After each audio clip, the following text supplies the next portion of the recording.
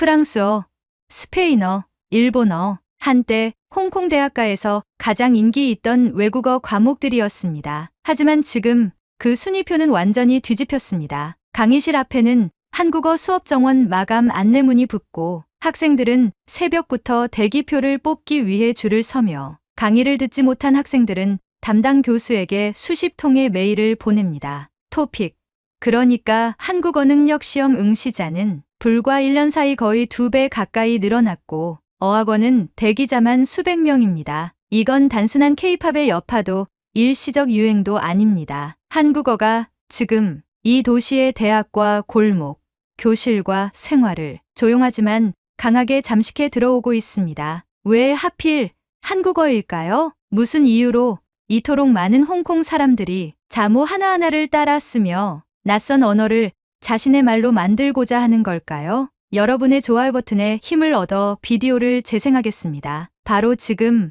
오늘의 사연 시작하겠습니다. 안녕하세요. 저는 홍콩에서 15년 넘게 기자로 살아온 첸 위안이라고 합니다. 신문사 인턴으로 시작해 방송국, 종합보도 채널까지 거치며 저는 늘 뉴스의 현장, 거리의 목소리, 사람들 사이의 균열을 기록하는 일을 해왔습니다. 도시는 언제나 변하고 언어는 서로 섞이며 시대의 표정은 쉽게 바뀌지만 그 안에서 저는 한 가지 원칙만큼은 놓치지 않으려 했습니다. 좋은 기자란 낯선 것을 질문하는 사람이다. 그런 제가 이 이야기를 처음 마주한 건 사실 아주 사소한 계기에서였습니다. 대학 후배이자 같은 업계에 종사하는 차이 윈이 최근 다녀온 대학 취재 이야기를 들려주며 요즘 한국어 수업이 그렇게 인기래요. 중문대 수강 신청 첫날 제일 먼저 마감된 게 한국어 과목이었대. 그 말에 저는 잠시 웃었습니다. 요즘 세대의 한류 사랑은 특별한 뉴스도 아니었고 BTS,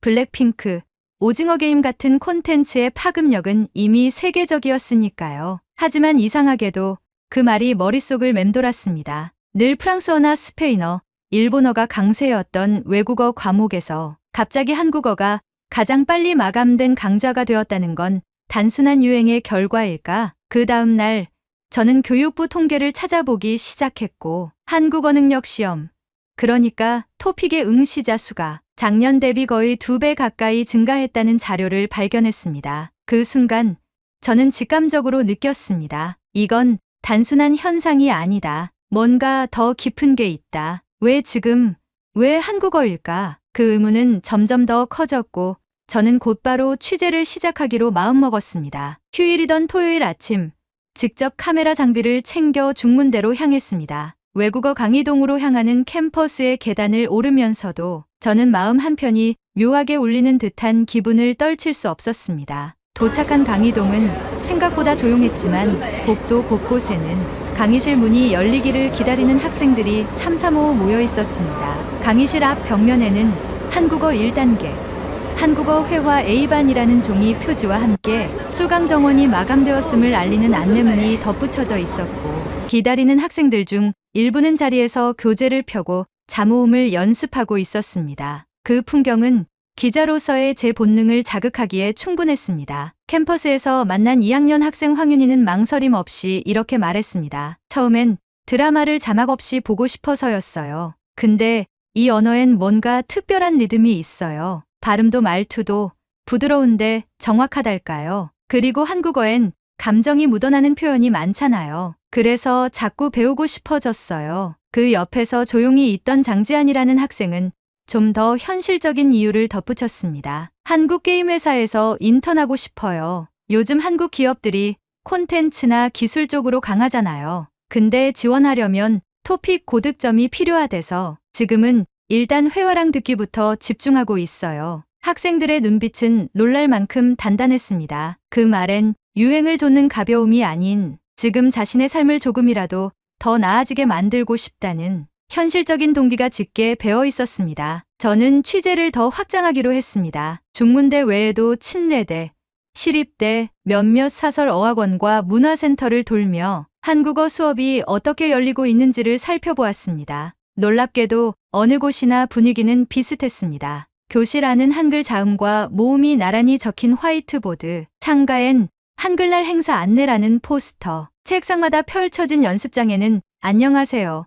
이것은 무엇입니까? 같은 문장이 반복되어 있었습니다. 수업이 끝난 뒤 저는 학생들과 자연스럽게 이야기를 나누었고 그들의 목소리 속에서 발견한 공통된 감정은 닫고 싶음이었습니다. 누군가는 한국 영화를 자막 없이 보고 싶다고 했고 누군가는 한국 친구를 사귀고 싶다 했으며 또 누군가는 그냥 이 언어가 주는 분위기가 좋다고 했습니다. 한 어학원에서는 강의 전 조용히 발음 연습을 하던 청년이 이렇게 말했습니다. 말은 도구잖아요. 근데 저는 한국어는 그냥 말이 아닌 것 같아요. 왠지 사람 자체를 닮았달까? 뭔가 이해받고 싶은 느낌이 들어요. 그 말은 그날 밤까지도 제 머릿속에서 떠나지 않았습니다. 그렇습니다. 저는 그때부터 이 이야기를 수치나 열풍이라는 단어로 정의할 수 없게 되었습니다. 이건 언어를 통해 사람을 향해 걷는 이야기였습니다. 그날 밤 저는 노트 맨 뒤쪽에 이렇게 적었습니다. 단순한 유행이라기엔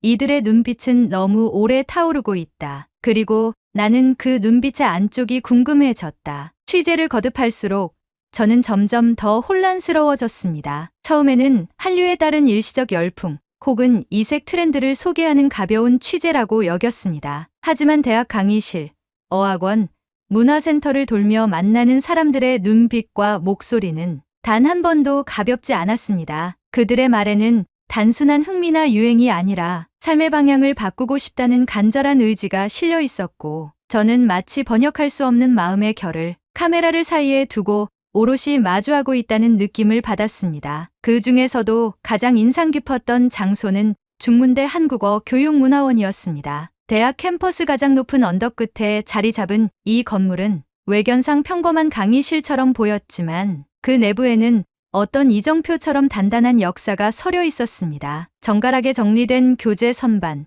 복도 벽면을 가득 채운 학생들의 한글시구, 한국어 말하기 대회 수상작 전시라고 적힌 유리 게시판까지. 그곳은 언어를 배우는 공간이 아니라 타인을 이해하려는 마음이 차곡차곡 쌓인 공간처럼 느껴졌습니다. 그 안에서 저는 원장 이수경 씨를 만났습니다. 차분한 말투에 또렷한 눈매를 가진 그는 이 교육원이 처음 생긴 2002년 단 7명의 수강생과 함께 수업을 시작했다고 말했습니다. 처음엔 그냥 스터디 그룹이었어요. 겨울연가 방영 직후였는데 몇몇 학생들이 직접 찾아와 한국어로 드라마를 보고 싶다고 했죠. 그게 계기가 되어 정식 강좌를 열었고 이듬해엔 수강생이 100명을 넘었어요. 그는 교재가 없어 일일이 프린트를 만들던 시절을 회상하며 웃었고 그때는 제가 칠판에 자음과 모음을 직접 쓰고 학생들한테 하나하나 따라 읽게 했죠. 매주 수업 끝나면 손목이 뻐근했어요. 라고 덧붙였습니다. 이수경 씨는 더 이상 단순한 교육자가 아니었습니다. 그는 말 그대로 한국어와 홍콩을 잇는 다리를 맨손으로 쌓아 올린 사람이었습니다. 저는 그의 이야기를 들으며 문득 언어는 기술이 아니라 신념일 수 있구나라는 생각을 하게 되었습니다. 수업이 한창인 옆 강의실에서는 직장인 대상 주말반이 진행 중이었습니다. 오전 9시가 조금 넘은 시간이었지만 교실 안은 이미 발음 연습 소리로 가득 찼습니다. 회사 노트북을 가방에 넣은 여성, 유니폼 바지에 운동화를 신은 젊은 기사, 그들은 각자의 바쁜 일상 속에서 이 시간을 온전히 한국어에 내어주고 있었습니다. 쉬는 시간, 문법 노트를 펼쳐 제게 보여준 쉬정민 씨는 콜센터에서 야간 근무를 마치고 곧장 이곳으로 왔다고 했습니다. 한국 회사에 입사하고 싶어요. 지금은 번역 앱도 있지만 전 그냥 진짜로 이해하고 싶어요. 그 나라 말을 직접 알아듣고 제 생각도 말하고 싶어요. 그의 말은 짧았지만 저는 그 속에서 언어라는 게 단지 기능이 아니라 존중이라는 사실을 느꼈습니다. 누군가의 말에 귀를 기울이고 싶고 그 사람이 사는 세상을 이해하고 싶다는 그 마음이 이 교실을 지탱하고 있었습니다. 며칠 뒤 저는 홍콩 문화센터에서 열린 한국어 말하기 대회 예선을 취재하게 되었습니다. 대회장에는 초등학생부터 70대 어르신까지 다양한 연령의 참가자들이 모여 있었고 무대에 오를 차례를 기다리며 작은 종이에 원고를 되뇌는 모습이 인상적이었습니다. 한 초등학생은 처음 먹은 김치찌개가 너무 매웠지만 이젠 엄마가 만들어줘요 라고 발표했고 7순이 넘은 할머니는 대장금을 보고 기억합니다라는 말을 배웠다고 말하며 눈물을 글썽였습니다. 대회가 끝난 뒤 저는 초등학생 대상 한국어 방과 후 수업도 촬영하게 되었습니다. 칠판 앞에서 안녕하세요를 따라 읽는 아이들의 목소리는 발음이 서툴렀지만 그 속엔 놀라운 집중력이 담겨 있었습니다. 수업이 끝난 뒤 아이들은 교실 문을 나서며 선생님, 고마워요. 다음 주에도 봐요. 라고 또박또박 인사했습니다. 그 말들이 제 가슴을 울렸습니다. 그들은 한국어를 배우는 게 아니라 고마움을 말할 수 있는 언어를 배우고 있었던 겁니다. 지하철을 타고 돌아오는 길, 저는 창밖을 바라보다 문득 생각했습니다. 지금 내가 보고 있는 건 언어가 아니다. 이건 마음이다. 마음이 움직인 끝에 언어가 따라오고 그 언어는 또다시 다른 사람을 이해하려는 다리가 된다. 그날 밤 수첩 가장자리 한쪽에 이렇게 적었습니다. 입으로만 배우는 언어는 오래가지 못한다. 마음으로 붙잡은 언어만이 끝내 남는다. 취재를 시작한 지 어느덧 한 달이 가까워지고 있었습니다. 수많은 인터뷰와 강의 촬영, 어학원과 문화센터 방문까지 자료는 넘치도록 쌓였고 영상도 충분했습니다. 하지만 이상하게도 저는 도무지 이 이야기를 글로 정리해 쓸 수 없었습니다. 자료가 많을수록 오히려 그 틈에서 길을 잃는 기분이 들었고 한국어 열풍이라는 말로는 결코 담을 수 없는 것들이 제 안에 점점 자리를 넓혀가고 있었습니다. 사람들이 한국어를 배우는 이유는 저마다 달랐습니다. 어떤 이는 드라마 자막 없이 대사를 듣고 싶다 했고 또 어떤 이는 한국 기업에 입사하기 위해 공부한다고 했으며 누군가는 아이돌 가사를 정확히 이해하고 싶다고 했습니다. 하지만 그 모든 동기 이면에는 하나의 공통된 감정이 있었습니다. 이 언어를 통해 누군가를 더 가까이 알고 싶다. 그 마음은 얇은 트렌드가 아니라 살 속에 새겨진 무늬처럼 단단했습니다. 그날도 중문대교 용문화원에서는 한국어 말하기 대회의 예선 리허설이 열리고 있었습니다. 강의실 안은 준비에 한창인 학생들로 북적였고 저는 구석에 앉아 조용히 카메라를 조작하며 발표를 지켜봤습니다. 한 학생은 한국에서 먹은 김밥 이야기를 유쾌하게 풀어냈고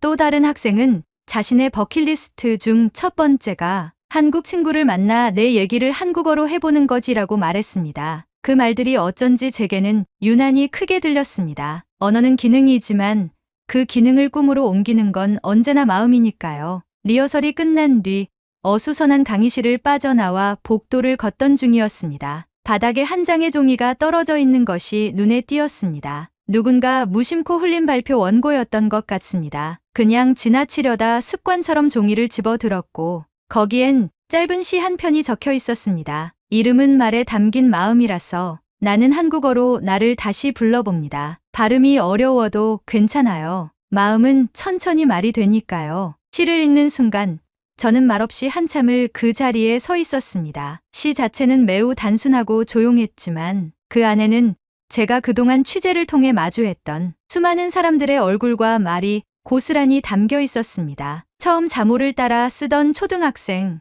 단어장을 품에 넣고 버스를 타던 직장인, 밤마다 영상으로 복습하던 노년의 수강생들. 그들이 왜 이 언어를 배우고 있었는지 그 이유가 이 짧은 시 속에 모두 들어 있었습니다. 특히 나는 한국어로 나를 다시 불러봅니다라는 문장은 제 안에서 무언가를 무너뜨리고 말았습니다. 언어를 익힌다는 것이 단순한 기능 습득이 아니라 자신의 존재를 새로운 언어로 다시 정의하는 일일 수도 있다는 걸 저는 그 시를 통해 처음 깨달았던 겁니다. 그 순간 오래전의 기억 하나가 떠올랐습니다. 20대 중반 기자 초년 시절 저는 서울 출장을 간 적이 있습니다. 공항에서 택시를 잘못 타 목적지를 잃어버렸고 비 내리는 겨울 저녁 길 한복판에 멈춰 서 있던 저에게 지나가던 노인이 다가와 종이에 한글로 주소를 적어주었습니다. 식당에선 메뉴를 몰라 당황하던 저에게 아주머니가 반찬을 가득 담아주시며 말했습니다. 괜찮아요. 천천히 고르세요. 그 말들이 그때는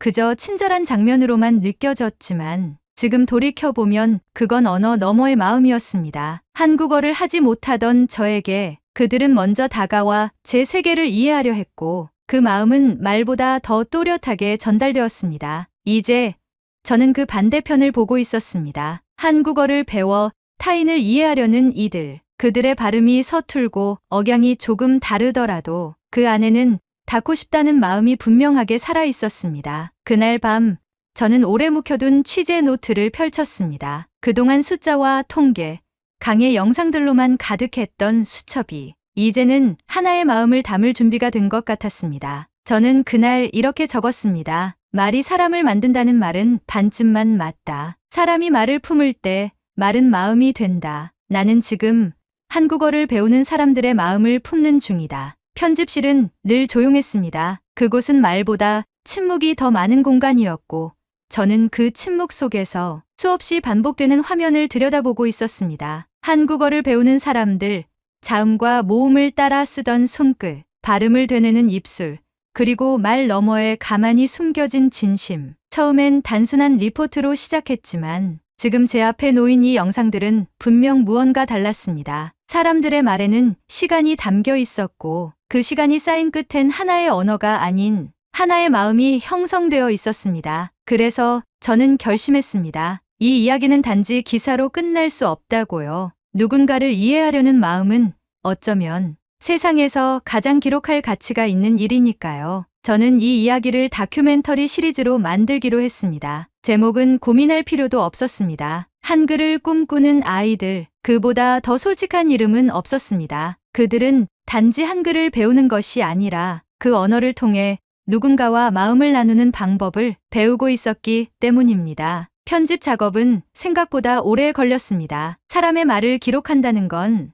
단순히 대사를 자르고 붙이는 일이 아니었습니다. 한 문장을 남길지, 한 장면을 흐르게 할지, 그 결정 하나하나에 저는 스스로에게 계속 물었습니다. 이건 이 사람의 진심을 그대로 전하고 있는가? 그 물음 끝에 저는 기계가 아닌 마음으로 편집을 시작하게 되었습니다. 영상은 내부 시사회를 거쳐 홍콩 공영방송 메인 다큐멘터리 시간대에 편성되었습니다. 토요일 저녁 8시 가족들이 함께 앉아 TV를 볼 수 있는 골든타임이었습니다. 그 시청자들 앞에 한국어를 배우는 사람들의 이야기가 조용히 흘러들기 시작한 겁니다. 방송이 끝난 직후 제 SNS 메시지함엔 생각보다 많은 사람들의 이야기가 도착해 있었습니다. 우리 딸도 요즘 한국어를 시작했어요. 할머니가 드라마를 보시며 자막을 따라 적으세요. 우리 집 냉장고엔 한국어 단어장이 붙어 있어요. 그들은 짧은 문장으로 각자의 사연을 전했고 그 글들 속엔 묘하게 닮은 결이 있었습니다. 누군가를 이해해보고 싶다는 조심스러운 마음,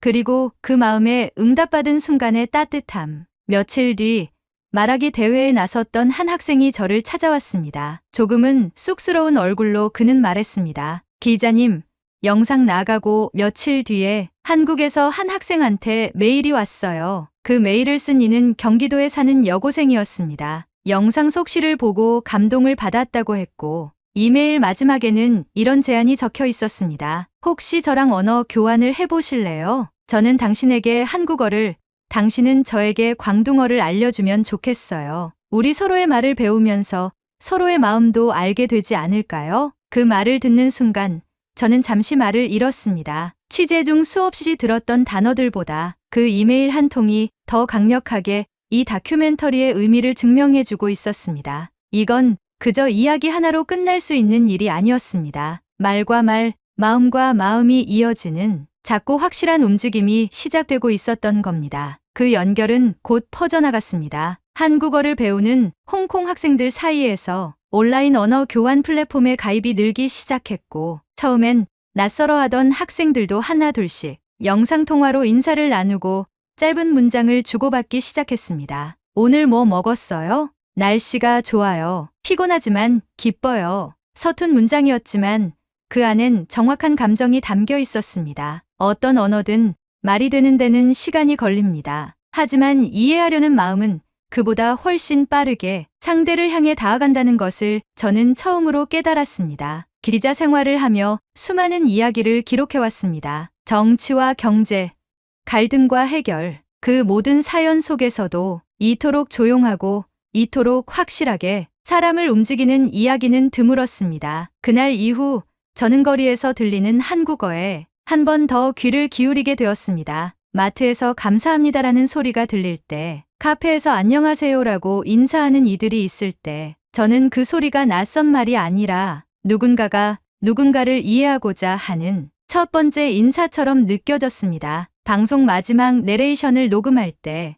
저는 이런 문장을 조용히 덧붙였습니다. 홍콩의 거리에선 이제 감사합니다라는 말이 익숙해졌다. 언어는 입으로만 배우는 게 아니었다. 누군가를 이해하려는 마음, 그게 한글의 시작이었다. 오늘의 사연은 여기까지입니다. 여러분이 생각하는 한글의 장점을 댓글로 남겨 감동 비디오의 마지막을 장식해주세요. 오늘의 비디오가 공감이 되신다면 구독, 좋아요 한 번씩 부탁드리겠습니다. 그리고 여러분의 댓글은 제게 큰 힘이 됩니다. 다음엔 더 흥미로운 사연으로 여러분을 찾아뵙겠습니다. 시청해주셔서 감사합니다. 미 국무장관이 한국의 무역과 관련하여 충격적인 이야기를 연속해서 내뱉고 있습니다. FTA 협정 전면 개정과 한국산 제품에 대한 부가세, 스크린 쿼터 등 강도 높은 한국 무역 압박을 시작한다는 것인데요. 그런데 그 와중 우리나라 기업들은 다른 목소리를 내고 있다고 합니다. 그 목소리는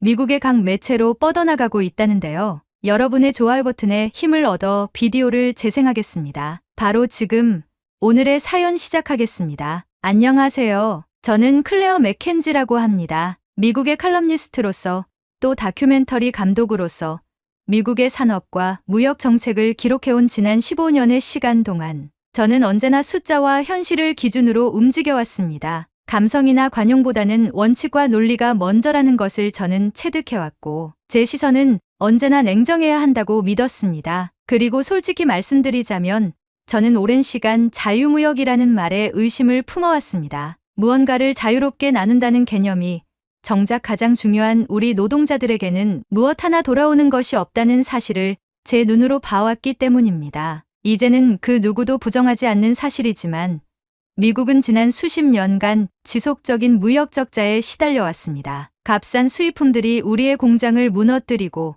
정규직 노동자들이 비정규직으로 그리고 비정규직은 실업자로 전락하는 현실을 수없이 목격해왔습니다. 그 중심에는 언제나 상대국의 전략이 있었고 미국은 그 전략에 휘둘리는 입장이었죠. 그러던 중 2025년이 밝았습니다. 그리고 트럼프 대통령의 두 번째 행정부가 출범하면서 백악관은 곧장 상호 관세제를 핵심 무역 정책으로 추진하기 시작했습니다. 루비오 국무장관은 첫 기자회견에서 이제 미국은 더 이상 호구가 되지 않겠다고 선언했고 가장 먼저 지목된 국가 중 하나가 바로 한국이었습니다. 한국은 미국에 대해 연간 약 81조 원의 무역 흑자를 기록하고 있었고 전체 무역 적자 대상국 중 8번째 규모라는 것이 백악관의 공식 발표였죠. 그에 따라 미국 정부는 한국산 철강, 알루미늄, 그리고 자동차에 대해 전면적인 고율 관세를 예고했습니다. 미국 철강업계는 한국은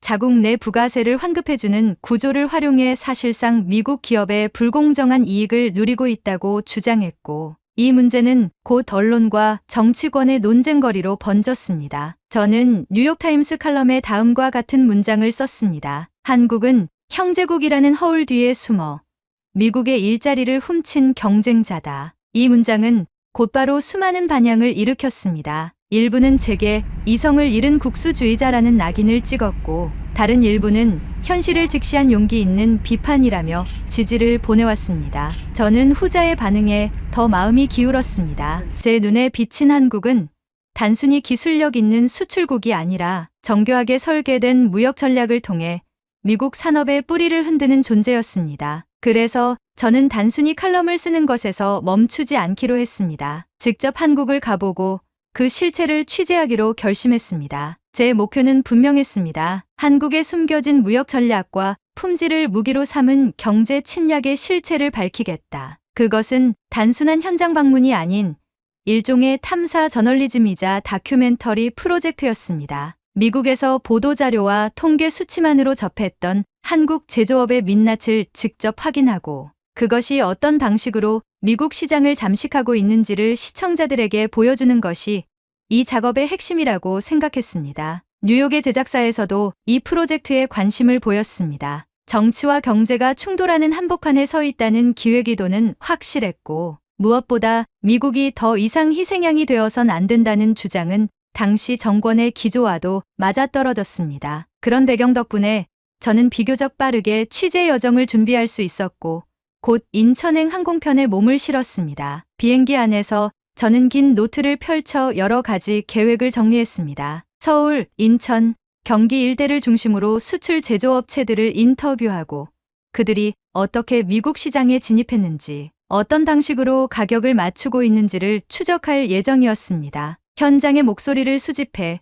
정책의 방향성을 논리적으로 끌어내는 것이 저의 특기였고, 이번에도 그렇게 할 수 있으리라 생각했습니다. 인천공항에 도착했을 때 저는 오히려 약간의 자신감마저 느끼고 있었습니다. 현장을 보면 분명 무언가 단서가 나올 것이고, 그 단서는 제가 해왔던 주장들을 더욱 굳건하게 만들어줄 거라 믿었죠. 한미 자유무역협정의 그림자, 원가 절감의 구조적 허점, 관세 회피 전략의 사례들, 이런 것들이 하나씩 수면 위로 드러나기를 바랐습니다. 하지만 그렇게 의욕에 찬 상태로 한국 땅을 밟았던 저의 첫 느낌은 뜻밖에도 차분함이었습니다. 거리에는 그 어떤 반미 정서도 느껴지지 않았고, 수출 전선에서 미국의 반격이 시작됐다는 소식에도 불구하고 현지 언론은 대부분 조용했습니다. 오히려 긴 시간 동안 축적된 기술력과 품질을 기반으로 한 신뢰가 있다는 자신감이 묻어나왔고, 그 온도차가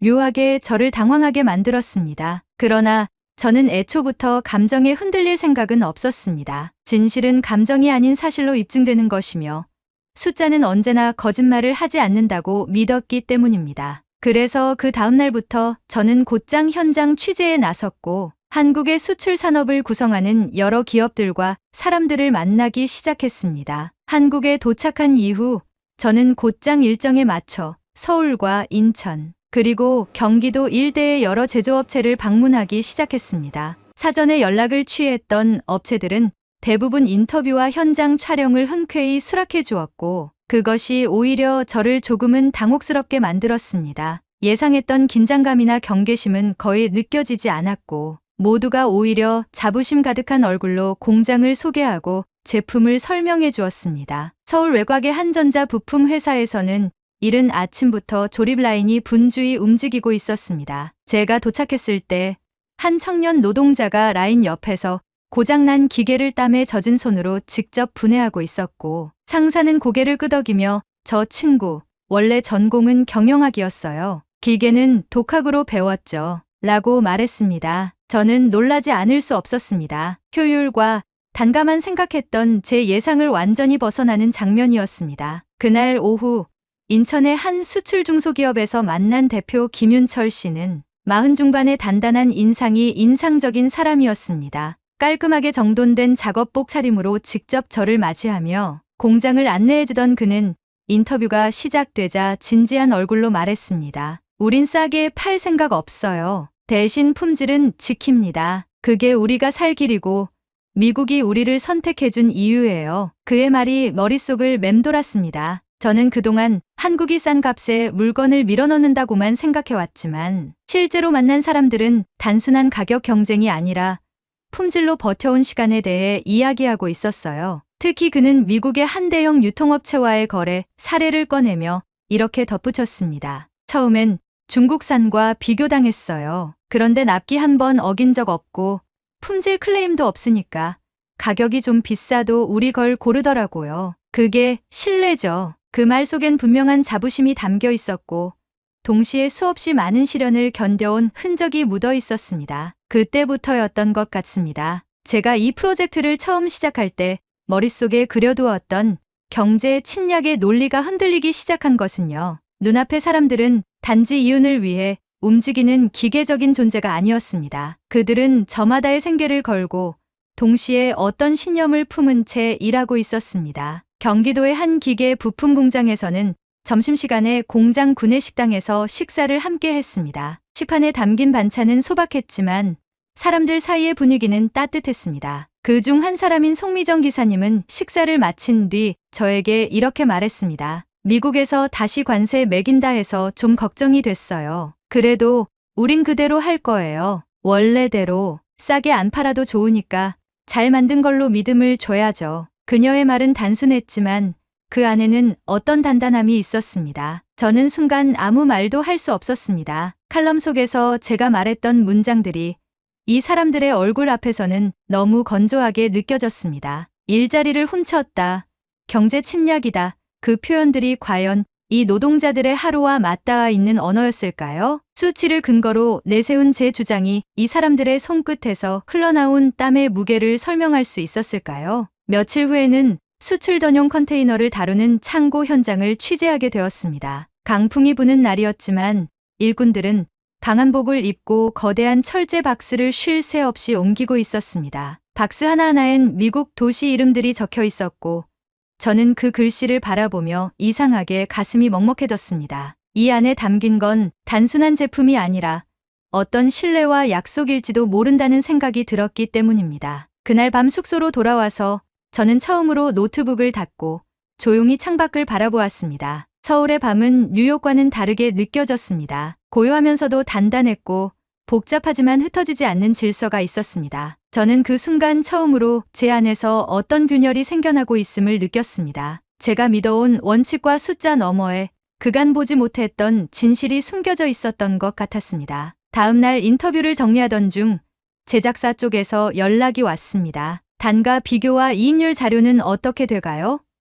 그 목소리를 들으며 저는 잠시 말을 멈췄습니다. 자료는 충분히 확보하고 있었지만 이상하게 마음이 내키지 않았습니다. 지금 제 눈에 보이고 있는 것은 숫자가 아니었기 때문입니다. 사람의 얼굴, 움직이는 손, 식은땀과 품질을 지켜내겠다는 의지, 그런 것들이 오히려 더 또렷하게 다가왔습니다. 그날 밤 저는 다이어리에 이런 문장을 적어두었습니다. 수출은 숫자로 계산되지만 신뢰는 사람의 땀으로 유지된다. 여러 도시를 돌며 촬영한 지 보름이 가까워질 무렵 저는 조금 더 깊은 이야기를 담고 싶다는 생각이 들었습니다. 대기업의 자동화 설비나 정돈된 라인에서 느낀 감정도 컸지만 무엇보다 저를 흔든 건 그 안에 있었던 사람들의 말과 눈빛이었거든요. 그래서 이번에는 비교적 규모가 작고 수출 계약이 끊긴 한 공장을 찾기로 했습니다. 서울에서 차로 3시간 거리, 충청도의 작은 시골 마을이었습니다. 공장은 마을 외곽 논길 옆에 조용히 자리하고 있었고 처음 보는 순간부터 이곳은 참 오래된 역사를 가진 공간이겠구나 싶은 느낌이 들었습니다. 낡았지만 정갈했고 바람에 흔들리는 깃발 하나조차 그 자리를 잃지 않은 듯 단단했습니다. 공장 대표 김재홍 씨는 쉰이 조금 넘어 보였고 깔끔한 회색 셔츠에 작업복 바지를 겹쳐 입은 채 저희를 맞았습니다. 그는 공장 안으로 들어서며 말했습니다. 이젠 여기서도 소리나는 날이 많지 않아요. 수출길이 막히고 나서 기계는 절반만 돌아가고 사람도 줄였죠. 공장 안은 조용했습니다. 기계 몇 대가 간헐적으로 돌아가는 소리를 제외하면 사람들의 움직임도 매우 절제되어 있었고 마치 숨을 참는 듯한 공간이었습니다. 그런데 그 정적 속에서도 이상하게 무너진 느낌은 들지 않았습니다. 김 대표는 안내 중에도 늘 미소를 잃지 않았고 직원들도 제게 커피를 건네며 농담 섞인 인사를 건넸습니다. 작업대 옆 의자에 나란히 앉아 저는 조심스레 물었습니다. 이번 관세 조치 이후에 미국과의 계약은 완전히 끊기신 건가요? 김 대표는 한참을 침묵하더니 아주 천천히 입을 열었습니다. 미국 쪽 바이어가 미안하다고 했어요. 자기들도 어쩔 수 없다고. 그런데 그 말 이상하게 위로가 되더라고요. 정치는 우리를 갈라놔도 사람 마음까지는 못 끊더라고요. 그 말은 예상하지 못한 것이었습니다. 저는 관세가 매겨지고 무역 장벽이 올라가고 그로 인해 피해를 입은 입장이라면 당연히 분노와 원망이 나올 줄 알았습니다. 그런데 김 대표는 말했습니다. 그래도 미국은 동맹이고 형제국이에요. 우린 미워하진 않아요. 오히려 그 사람들 아직도 우리 제품 생각해준다는 거 고맙죠. 저는 순간 아무 말도 할 수 없었습니다. 형제국, 제가 칼럼 속에서 비판의 대상으로 삼았던 바로 그 단어였습니다. 형제국이라는 허울 아래 미국은 손해를 봤다고 생각했고 저는 그것을 드러내기 위해 이곳에 왔습니다. 그런데 이 작은 시골 공장의 대표는 관세로 계약이 끊겼음에도 불구하고 형제국이라는 말을 존중하며 입에 담고 있었습니다. 그 온도가 너무도 달라서 저는 말문이 막혔습니다. 김 대표는 창밖을 바라보며 조용히 말을 이었습니다. 우리 공장에서 만든 작은 부품 하나가 미국 어디선가 쓰이고 있다고 생각하면 좀 뿌듯했어요. 직접 가보진 않았지만 뉴욕에 간 적은 없는 사람이지만 그래도 내 손에서 나온 게 그쪽에서 돌아간다는 거. 그게 희한하게 마음을 따뜻하게 해줬죠. 그는 덧붙였습니다. 그래서 저희는 지금도 미국 쪽 규격에 맞춰 테스트해요. 계약 없어도요. 다시 열릴 날이 오겠죠. 사람 사이의 신뢰는 그렇게 쉽게 끊어지지 않으니까. 그날 촬영을 마치고 돌아오는 길. 차 안에서 저는 아무 말도 하지 못했습니다. 동행하던 촬영 감독이 제 눈치를 살피며 묻기도 했습니다. 혹시 장면이 부족하신가요? 하지만 부족한 것은 장면이 아니라 제가 품고 있던 관점이었습니다. 저는 이 다큐멘터리를 경제 고발물로 시작했지만 지금 제 카메라에 담기고 있는 것은 너무나도 인간적인 풍경이었습니다. 이것은 관세나 무역 수지 그래프로 설명할 수 없는 사람과 사람 사이의 이야기였던 겁니다. 며칠 뒤 제작사와의 화상 회의가 있었습니다. 뉴욕 쪽 프로듀서 스콧은 초반 영상들을 검토한 뒤 불만을 드러냈습니다. 클레어, 너무 감성적이야. 우린 정치적 메시지가 필요해. 미국 시청자들은 관세가 정당한 조치였다는 근거를 찾고 있어. 감정의 기대는 콘텐츠는 설 자리가 없어. 그 말은 이해할 수 있었습니다. 저도 오랫동안 그런 기준 안에서 일해왔고 그것이 방송 시장의 냉정한 현실이라는 것도 잘 알고 있었습니다. 하지만 이번만큼은 쉽게 고개를 끄덕일 수 없었습니다. 그래서 조용히 말했습니다. 무역은 숫자의 전쟁처럼 보이지만 결국 그 숫자 뒤에는 사람이 있습니다. 그 말 뒤로 회의는 조용해졌습니다. 저는 더 이상 설득하지 않았고 그냥 화면을 끄고 노트북을 덮었습니다. 그날 밤 저는 홀로 숙소 창가에 앉아 충청도 공장에서 들은 김 대표의 말을 되새겼습니다. 정치는 사람을 갈라놔도 우린 미워하진 않아요. 그리고 그 순간 깨달았습니다. 제가 처음 이 프로젝트를 시작할 때에는 몰랐던 사실을요. 제가 미국인으로서 한국을 분석하고 판단하려 했던 그 모든 시도들이 사실은 사람을 보지 않은 채 껍데기만 들여다본 일이었다는 거요. 미국으로 돌아온 날, 저는 잠들지 못한 채 공항 근처 숙소에서 새벽까지 앉아 있었습니다. 현장에서 담아온 영상 파일이 담긴 하드디스크를 조심스레 가방에서 꺼내 무릎 위에 올려놓고 아무 말 없이 그 표면을 손끝으로 천천히 쓰다듬었습니다. 그것은 단지 데이터의 집합이 아니라 어느 날 공장 한켠에서 만난 사람들의 말투와 표정, 무심한 듯 담긴 마음, 그리고 그 마음이 이어진 신뢰의 기록이었습니다. 다큐멘터리 편집은 생각보다 오래 걸렸습니다. 저는 예전과는 다른 방식으로 이 프로젝트에 접근하고 있었기 때문입니다. 통계 그래프나 수출입 수치, 관세율 분석 같은 자료는 여전히 중요했지만 이번에는 그것이 중심이 되지 않았습니다. 중심에 있어야 할 것은 사람, 그리고 그 사람들의 눈이었습니다. 영상은 총 5개의 장으로 구성되었고 제목은 한국에서 마지막으로 적어두었던 그 문장을 그대로 따랐습니다. 무역의 심장에는 사람이 산다. 각 장의 사이사이에는 인터뷰 중 눈에 띄지 않게 지나갔던 순간들을 조심스럽게 배치했습니다. 기계를 돌리며 기침을 참던 기사님, 폐쇄 직전의 공장에서 여전히 미국 규격으로 시제품을 만들던 기술자, 점심시간에 혼자 뒷마당에서 김밥을 먹던 소녀, 공정직 그들의 얼굴은 누구보다 진지했고 어느 뉴스도 전하지 못할 진실을 담고 있었습니다. 다큐멘터리가 완성된 뒤